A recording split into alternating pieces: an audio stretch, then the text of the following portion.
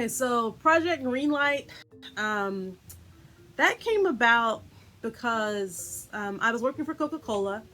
I had done a short film that year. It was a trailer that I did for a project called The Stopper versus Granny. It was a funny story. Like, I've written it for Betty White. I wanted Betty White to star. It was like a bad granny.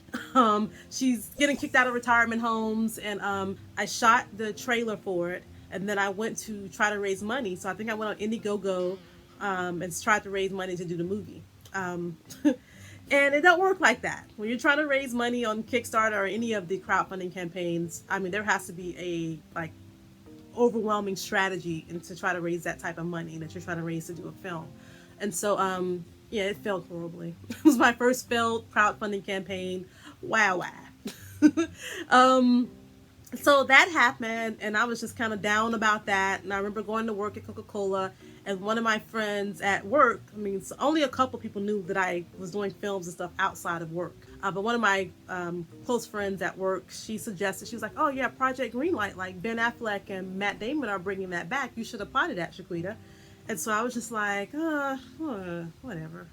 I was done. It was just like my little campaign that failed, and I was bah humbug.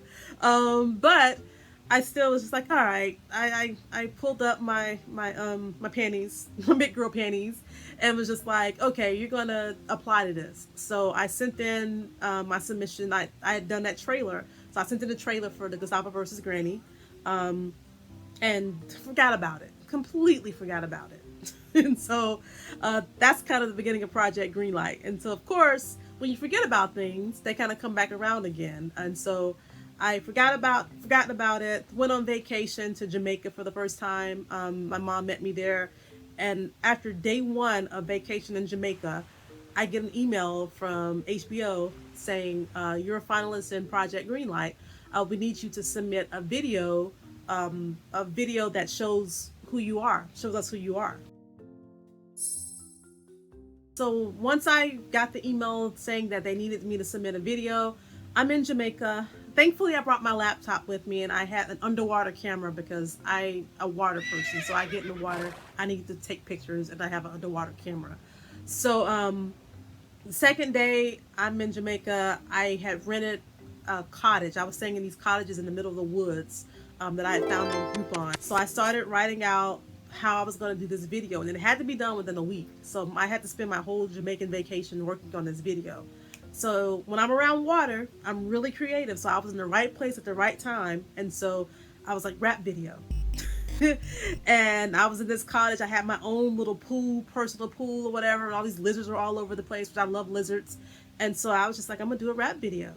And so I started recording and cutting a rap video. I wrote the rap about my life and what I had done.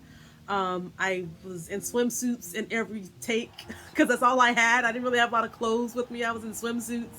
And yeah, I stayed in probably at that time when I was in Jamaica. I first started out in Hotel Secrets, ended up in these cottages in the middle of Ochos Rios.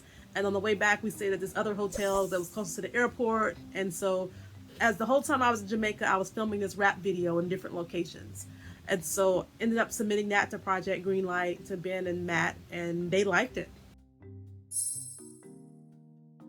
I mean, it was exciting. It was like, I mean, I think we were announced as like the top 20 people that were a part of the program.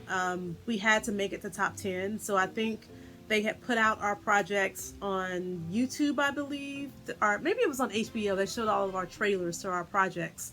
And so I think I was like the only Black woman that was in the running at that time in the top 20. So I was just like, okay, I think I may have a chance at hopefully, you know, making it through. My project's really funny. People seem to like it when they see it. And so I thought definitely I would have a spot in the top, I think it was top 12 that made it to the television show.